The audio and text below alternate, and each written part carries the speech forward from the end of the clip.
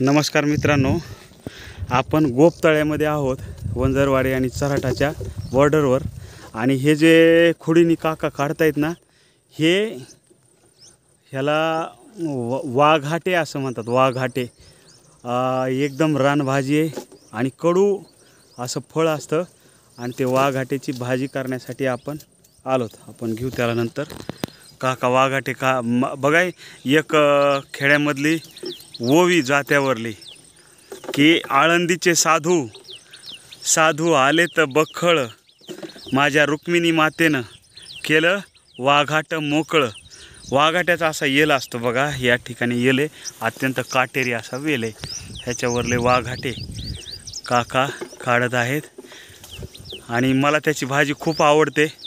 आवर्जून मी त्यांना सांगितलं होतं आणि त्यांनी वाघाटे बघा या ठिकाणी खूप बारीक होते। आल्यानंतर त्यांनी मला सांगितलं की आता तयार झालेत गुरुजी वाघाटे, आम्ही त्याच्यासाठी खूप लांब शेतामध्ये राहण्यात आलेलो आहेत। तर हे वाघाटे, हे वाघाट्याचं फळ आहे।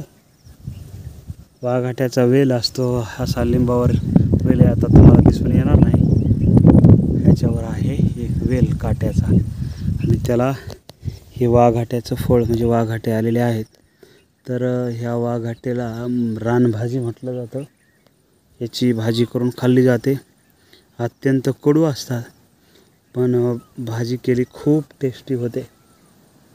वाघाटे आपण चराठा वंजरवाडीच्या सीमेवर गोपतळ म्हणून जो भाग आहे त्या ठिकाणी आहोत आणि तिथून हे वाघाटे आपण काढलेले आहेत बघा। बाळूकाका तांदळे यांच्या मार्गदर्शनाखाली वाघाटे